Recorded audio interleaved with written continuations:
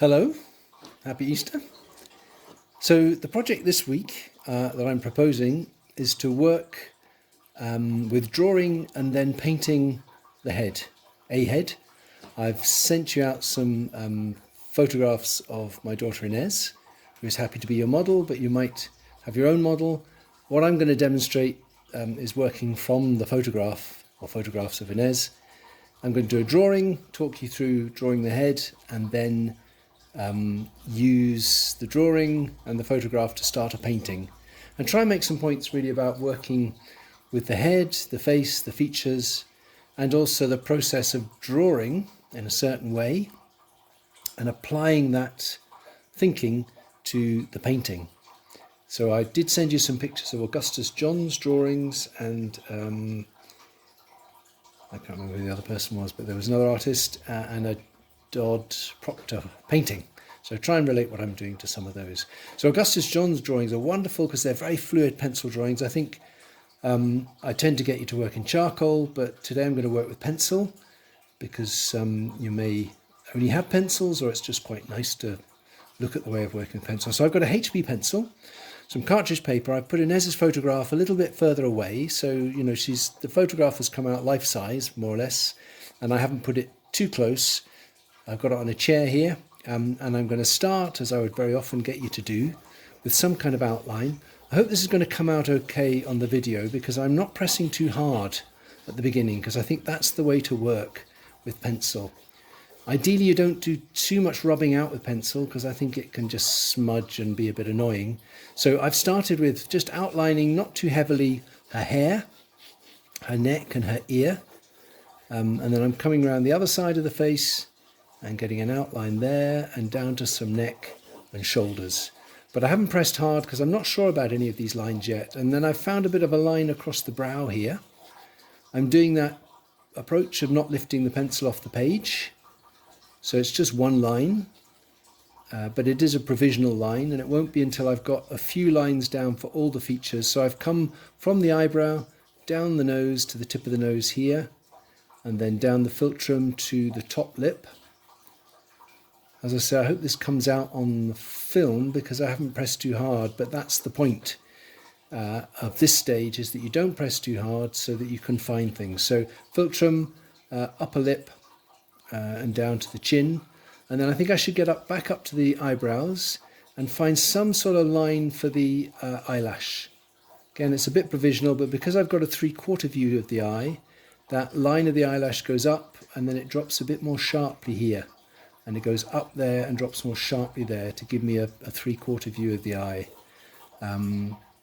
So I can see what I've done. I'm hoping that you can, but I won't press any harder yet until I've found everything. There's the rest of her hair on this side.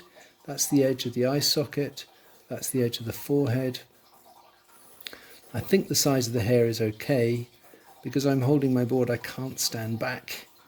But what you should do is hold your board at arm's length, or if you've got an easel, then stand back a bit. So that's a bit of an outline for the hair. Now, what I could do next, I could do a couple of things. Could do a little bit of shading, maybe just shading in her hair.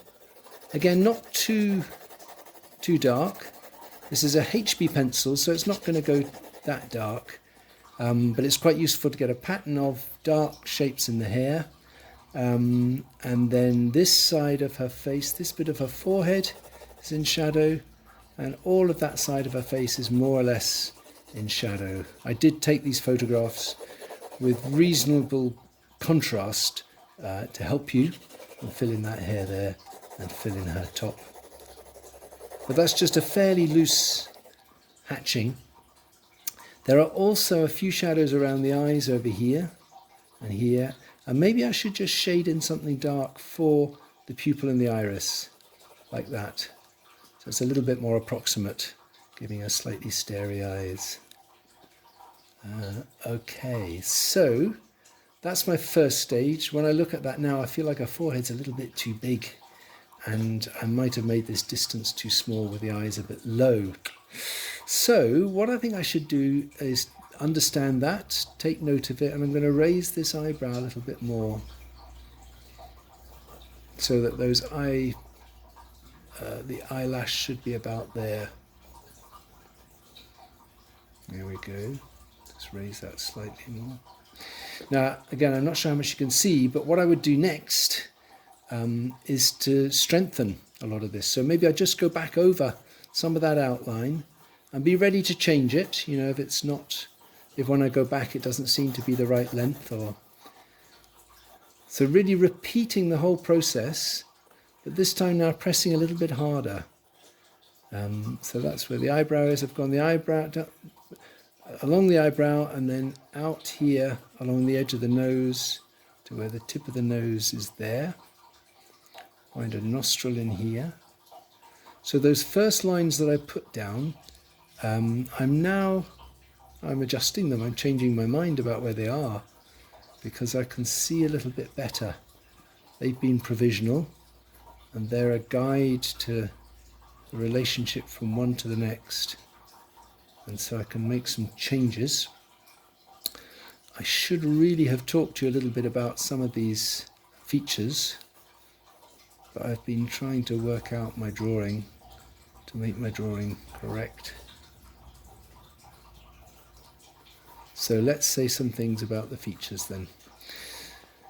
So the eyes, we've got a 3/4 view of the head. The head turns slightly to my right. And so when I draw the eye, when I look at the photograph of Inez, I can see there are two lines. There's the eyelash, which comes up slowly and then drops a bit more sharply, because that's the centre of her eye there, and the centre of the eye is over to the right because of the 3/4 view. But there's a second line above, which is the crease of the eyelid. So I'm just repeating that pattern over here, just coming from the nose, gently up and dropping sharply on the other side. And I can see there's a little bit of a distance from the eye to the side of the eye socket. So I think that looks all right.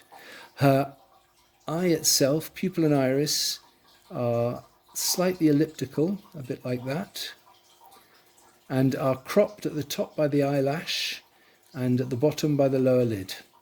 So I'm not doing a full circle there, and I need a double line on that eye there, on that eyelid. So again, I hope you can see this, but I'm still trying not to press too hard.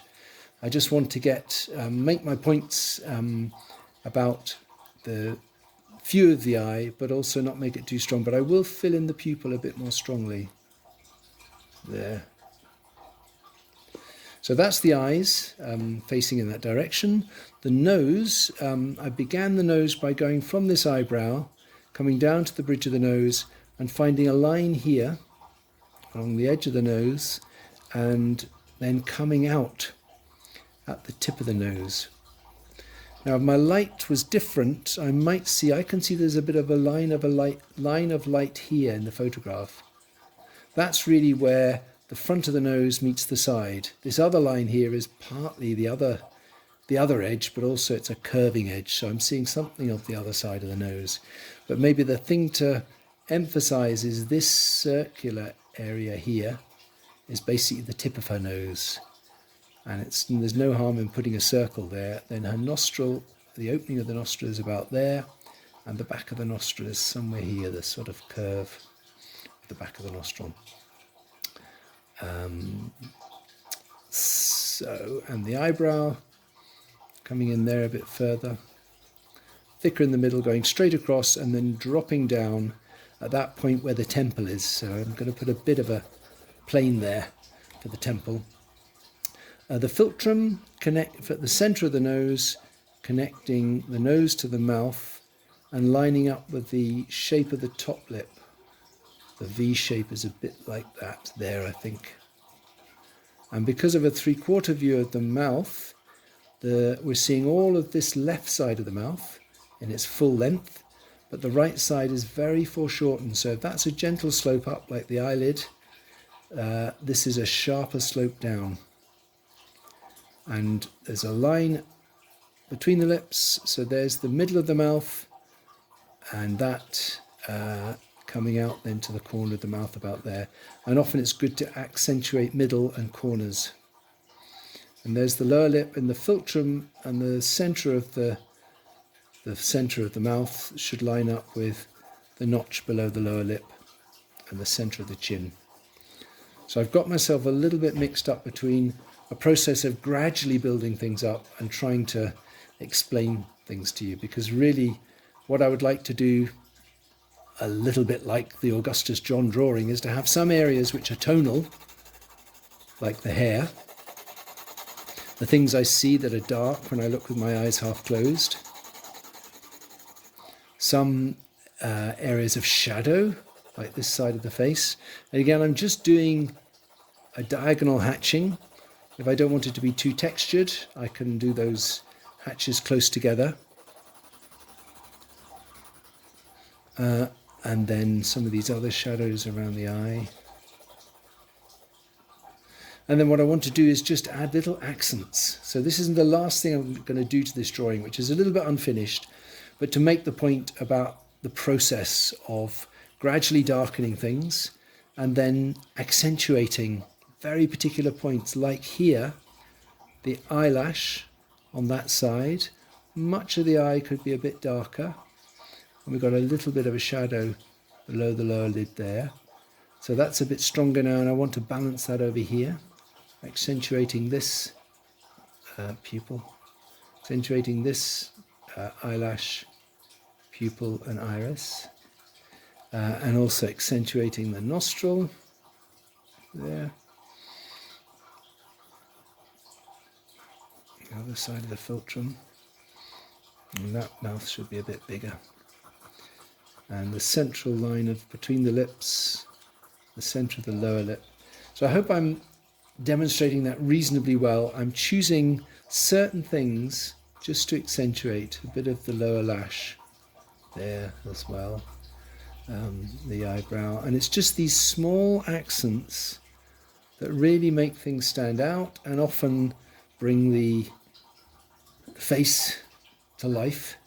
And if you have a good look at those drawings that I attached to the email, and just see where Augustus John, for example, with the hair as well, that's quite a nice idea in Augustus John. He's filled in areas as a pattern of tone, and then he's put on top of that some of the more sort of curving lines of the direction of the hair. And Inez's hair is all pulled back. So as well as filling it in dark, I need to also give it some texture and direction. And now that I've brought the head out a bit, I feel like the hair should be a little bit bigger. And that eye seemed a little bit too big. And the distance from here to here, so maybe the hair needs to go back a bit, and the ear.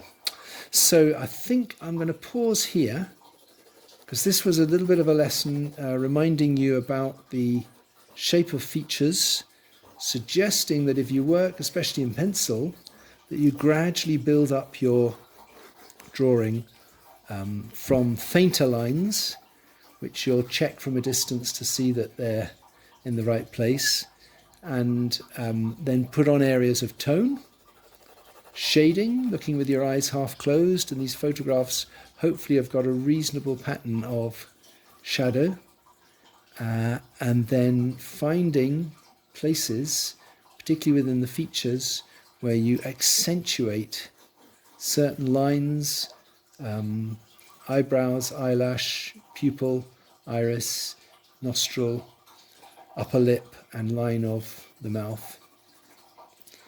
And it's those accents in particular in the features which we'll come back to when you're working with the painting.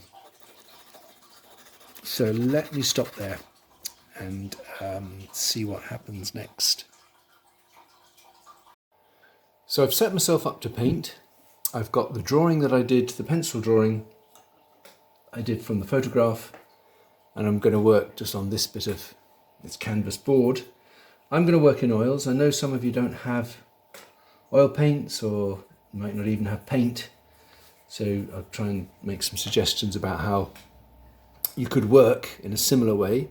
But I'll start off, I'm going to work from the drawing. So I did the drawing from the photograph, and I'm going to use the drawing as the basis for this painted study. So a bit like I did with the pencil, I'm going to begin with dilute burnt umber, so a dark neutral, which I've really diluted with the white spirit so that I can do a kind of faint bit of drawing first. And I'm going for over the eyebrow, down the side of the nose. The paint is thin and dilute so that I can rub it out and change it as I see, how things develop. That's kind of provisional. I've got a fairly thin brush, and that's allowing me to do lines. So that's going to be the first stage. I think with this bit of the video, I'll keep pausing it so that you don't have to watch me do everything, and it doesn't take too long. But you can see there my drawing is out of proportion, but because it's thinner, I can just keep making changes. A bit like the pencil drawing, I've tried to be fairly, I haven't done a continuous line, but I am trying to move all around so that I get things in proportion. It often helps to start with the outline of the hair, but you can see my scale has increased because the features are a bit bigger than the hair. But as I say, if I keep with this thin start, it's okay to make changes, and it isn't going to be a problem.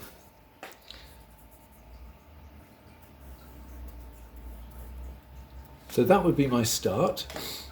I would then, still with this thinner brush,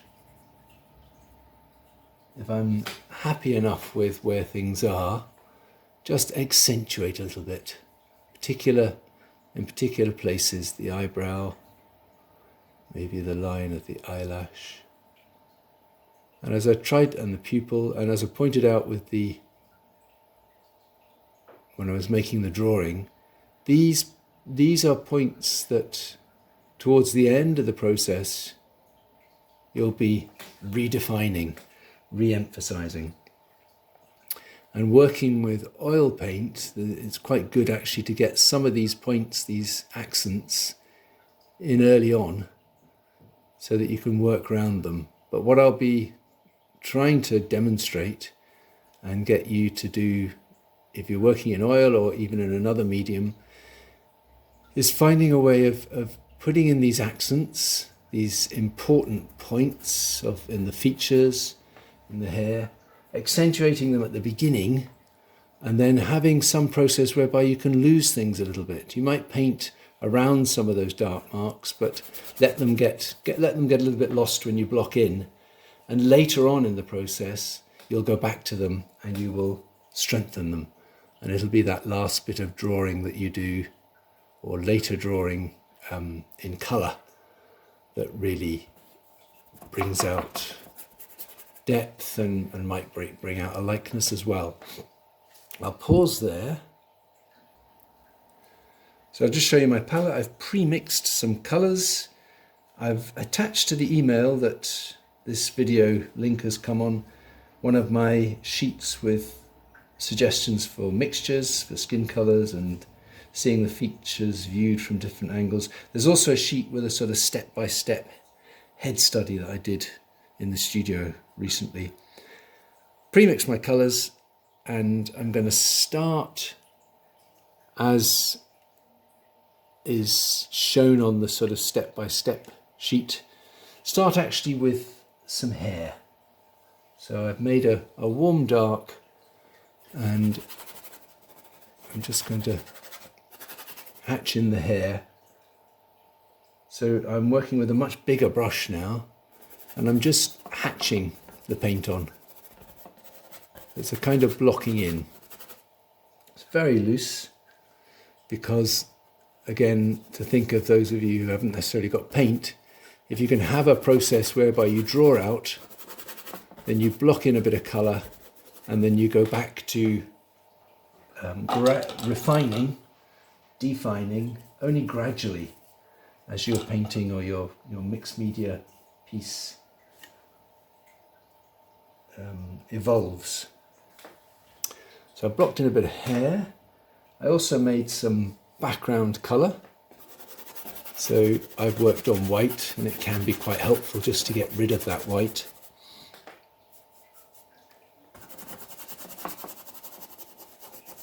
And especially down this side of the head, being able to paint up to the edge of that cheek is going to be important at various stages.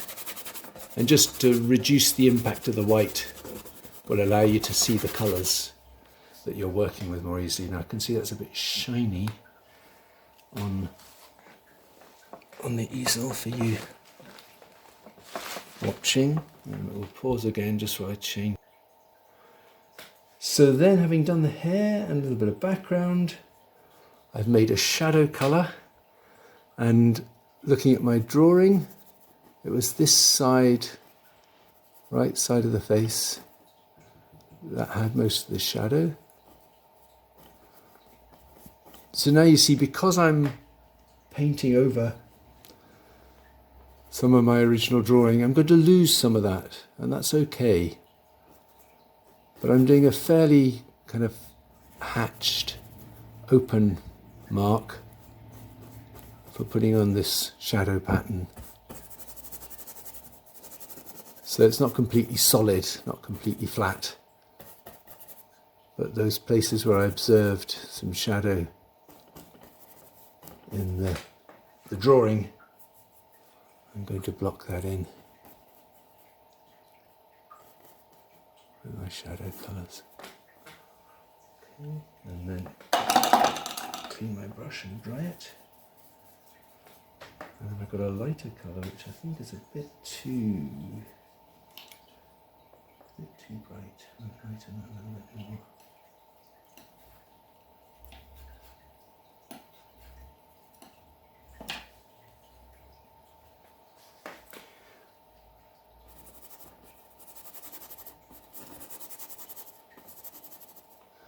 So I'm just blocking in this head as light and dark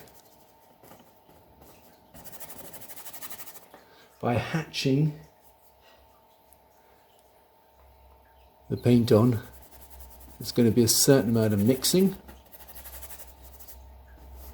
between my lighter and dark areas, and because this is the first coat, there's not really much wet mixing unless I want to pick things up like that. But that gets my head blocked in. Might just do the lower lip as well.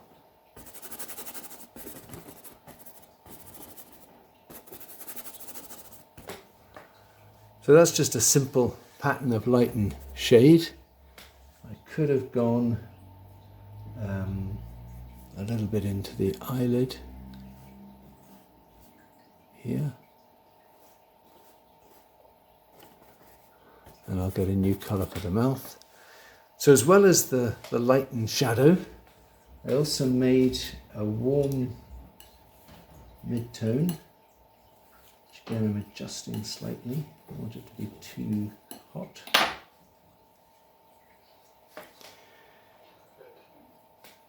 And get a little bit more warmth. This warm mid-tone can be quite a good bridge between either the light and shadow, or it can also go around the edge of the head a bit. I thought the Dodd Proctor painting, which I'd attached to the email last night, was a great example of how an artist can, when painting a face, can get a kind of skin mixture and just distribute it generally across the face, not necessarily worrying about particular parts of the face having their own colour, and then really get the definition into particular aspects of the features, which is what I'm going to go on and do quite soon. So that's a kind of skin palette. I'm going back to the smaller brush because the colour that I used in the hair, I now want to use that to redefine or to accentuate parts of the features. So I'm just strengthening part of the eyebrow and also that angled eyelash and a bit of the pupil.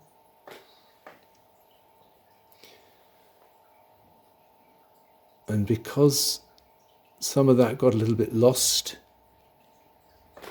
when I blocked in, it means that it's been softened. So I can accentuate certain places.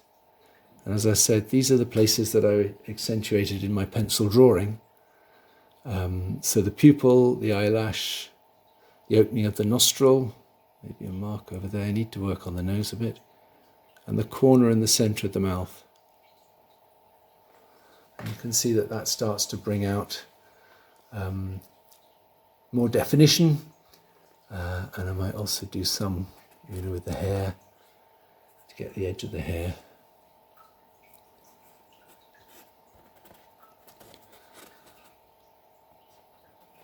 So next things to do would be to now get rid of some of this white that's still in the eyes.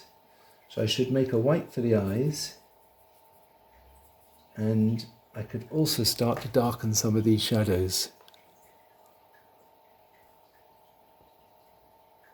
So just certain places now, and to help make that nose work, I'm deepening some of the shadows.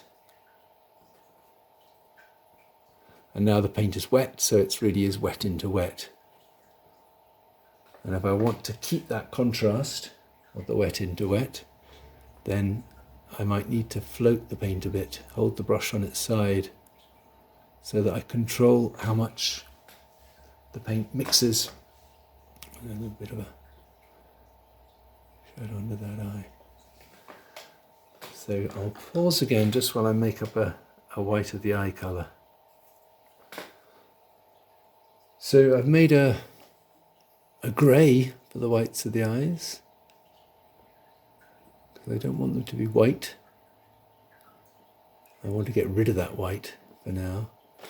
And I could make it lighter if I wanted to, but as I say, for the time being, I'm just wanting to just get rid of some of that white. I've also made a colour for her irises. And with the light coming from above, the colour in the iris just is in the lower part. That's a little bit too strong. I made a greeny blue and I added some brown to it to knock it back. Because if the irises are a cool colour, with all these warm skin colours, they're really going to stand out if I make it too strong, which I have done there. So by adding a bit of brown, I can knock that back. And I've painted the lower part of the irises, because with the light coming from above, the shadow of the eyelid, the colour tends to appear just in the lower part. But I've gone over the iris again, the pupil. But I think this is the way to work with eyes, to lose a bit and then to restate it. So I can put the pupil back on and maybe the eyelash as well, to get that balance. And then I still need now to do something to the mouth to make a lip colour. Lastly then, just certainly for this demonstration, I've made a darker, duller red for the top lip. And because we've got this 3/4 view, I've got the full length on this side, but then the other side of the top lip is foreshortened. And some of that darker red, I think, belongs at the bottom of the lower lip, particularly the central part, so that we're lining up these central areas. And then I've got a lighter, more colourful colour for the lower lip. So that's the centre of the mouth, and then the lower lip is a bit shorter. So that's as much as I'm going to do today, partly because I'm doing it this morning and I've got to upload it and send it to you. So that was going from the drawing that I did from the photograph to working in paint. This is really an early stage, and if you have a look at that Dodd Proctor painting that was on yesterday's email, it's clearly been built up with layers of paint. So I could go through this process a few times, and I'll probably do a bit more and maybe send you a photograph of some more stages, taking it a bit further, bringing out more contrast and building up the paint. So this is in oil, but if you've got mixed media, try and work with, big brushes or rags to get blocked in, but have a thin brush or a pencil or some pastel to do some more refined defining or drawing aspects of the process. All right, look forward to seeing your work. Bye-bye.